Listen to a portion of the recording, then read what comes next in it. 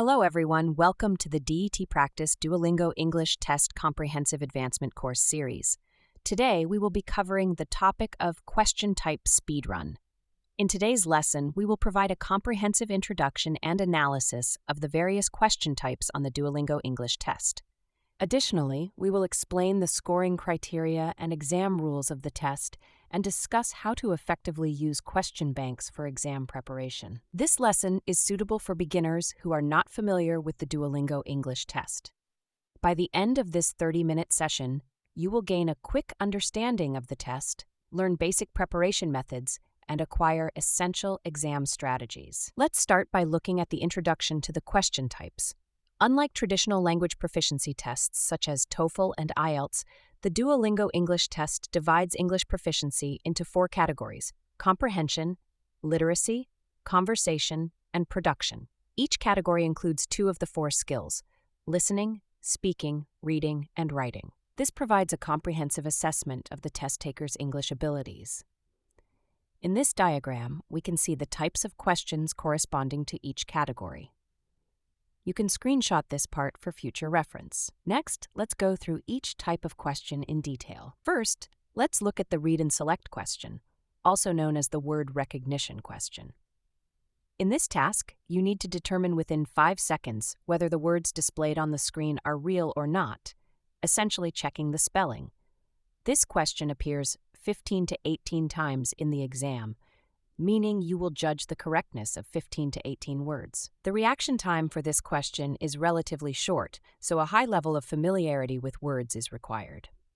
When doing this question, be aware of common misspellings, such as combining correct words with other words or letters. For example, the word some combined with the and the letter R on the screen is incorrect, so we select no.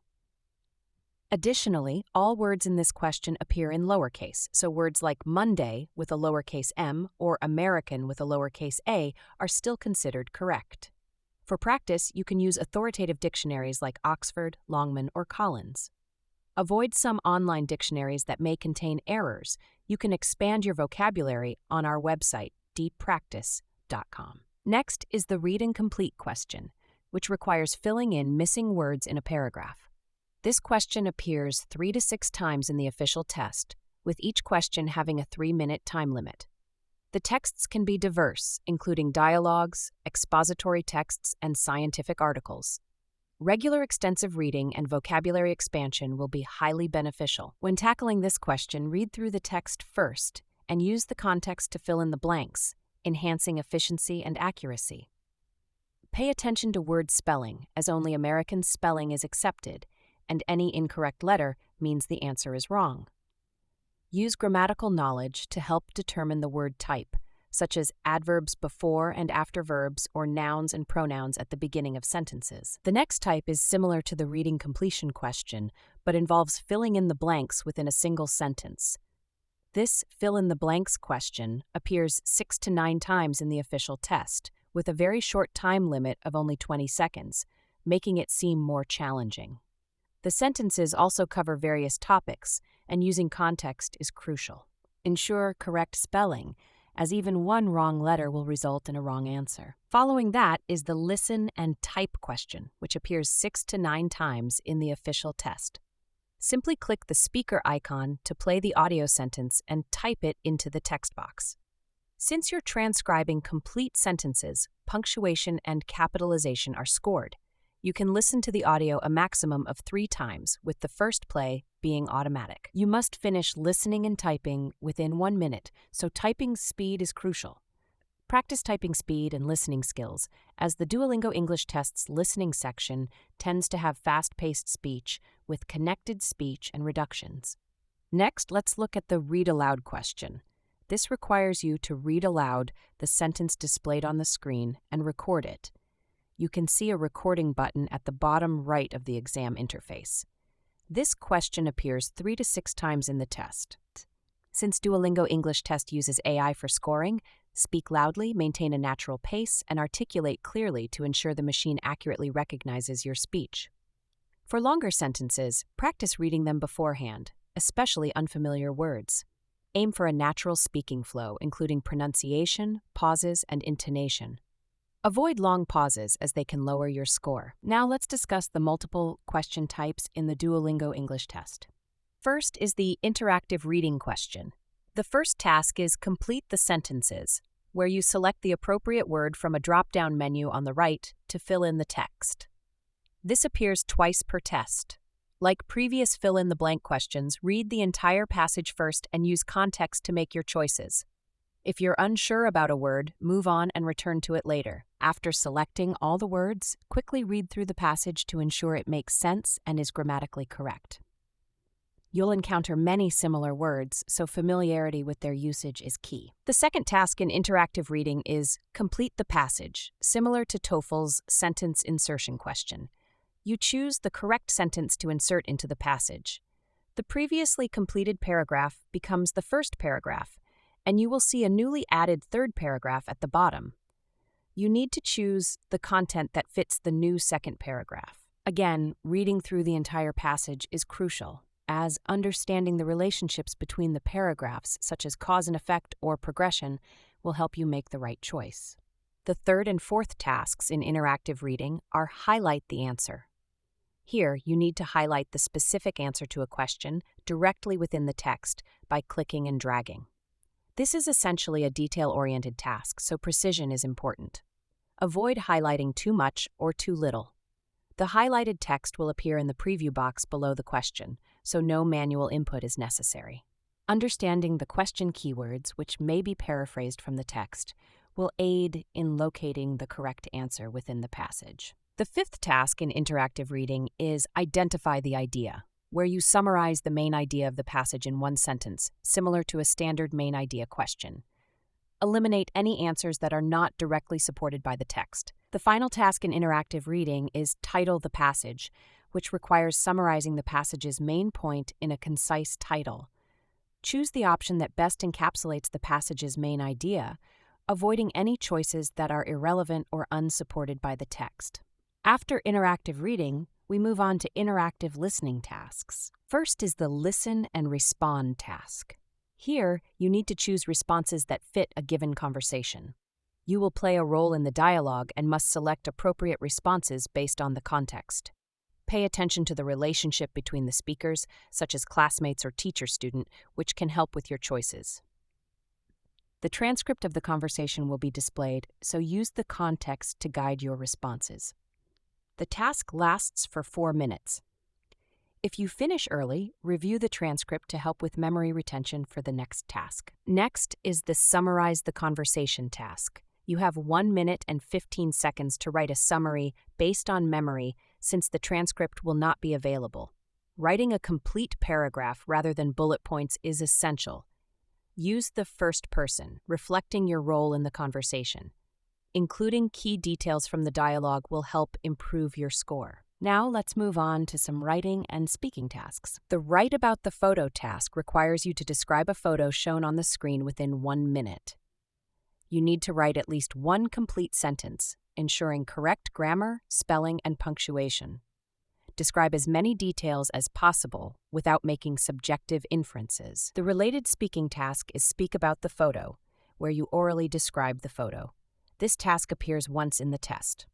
Ensure clear pronunciation and use the 20-second observation time to plan your response. Speak smoothly and avoid unnecessary pauses or silences. Next, we have the interactive writing task, which is new for 2024. It has 2 parts. The first part lasts 5 minutes, where you write about a given question. The second part, based on your first response, lasts 3 minutes. Writing length is a key scoring factor, so write as much as possible while ensuring grammatical accuracy. Avoid using excessive templates or stock phrases. Keep your response relevant to the question. Then there's the Read Then Speak task, similar to IELTS Speaking Part 2. You'll be given a topic and some questions to address. Your response should be clear and natural with varied sentence structures and vocabulary. Ensure fluency and natural intonation. Another speaking task is Listen Then Speak, where you listen to a question and then respond. You have 3 opportunities to listen to the question. Ensure you understand the question before responding to maintain relevance and avoid going off topic. Follow the same speaking principles as in previous tasks. Finally, the writing sample and speaking sample tasks. For the writing sample, you have 5 minutes to write about a given topic, similar to the first part of interactive writing.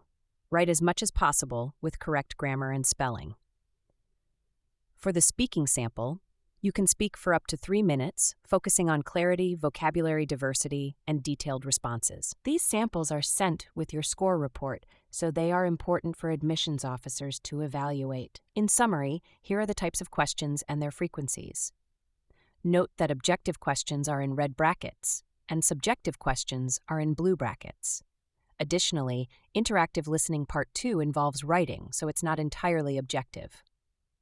Pause the video and screenshot this chart for reference. Now let's look at the order of questions during the test. You start with word-related questions like read and select and fill in the blanks, followed by mixed language skills questions, listen and type, read aloud, and read and complete. Then comes interactive reading and interactive listening. After these, you move on to writing tasks, including write about the photo and interactive writing. Following these, you will encounter speaking tasks like listen then speak, speak about the photo, and read then speak. The final part of the test includes the writing sample and speaking sample. You can screenshot this sequence for reference. Next, let's discuss the scoring rules. Before we dive into the details of the scoring rules, let's recap the distribution of question types.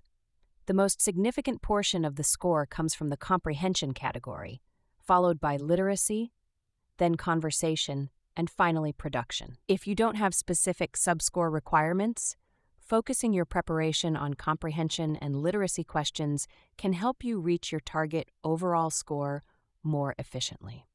Here's a table showing the impact of each question type on the subscores and their importance. Pause the video and screenshot this table for your reference. Now let's look at the specific scoring details. First, objective questions are adaptive, meaning their difficulty adjusts dynamically based on your performance. If your error rate increases, subsequent questions will become easier and vice versa. Second, answering incorrectly incurs a smaller penalty than leaving a question blank. This rule applies to questions like listen and type. So even if you might get a word wrong, it's better to write something than to leave it blank. Third, open-ended questions are scored based on vocabulary and grammatical complexity and diversity, relevance to the question, fluency, and pronunciation. Focus on these aspects during your preparation and practice. In the following table, we compare the Duolingo English Test scores with TOEFL and IELTS scores, highlighting commonly used score ranges for university applications. The orange box indicates these ranges. Pause the video and screenshot this table for reference. Now let's review the exam rules and procedures. First, pay attention to the exam environment and equipment requirements. The test should be taken in a quiet, well-lit room with only one person present. You'll need a computer with a camera and microphone and a stable internet connection. You should also have an ID ready for verification, such as a national ID for domestic test takers. Regarding the exam process, Step 1. Create an account and purchase the test. Step 2. Download the desktop app to take the test. The app supports both Windows and Mac systems. Step 3.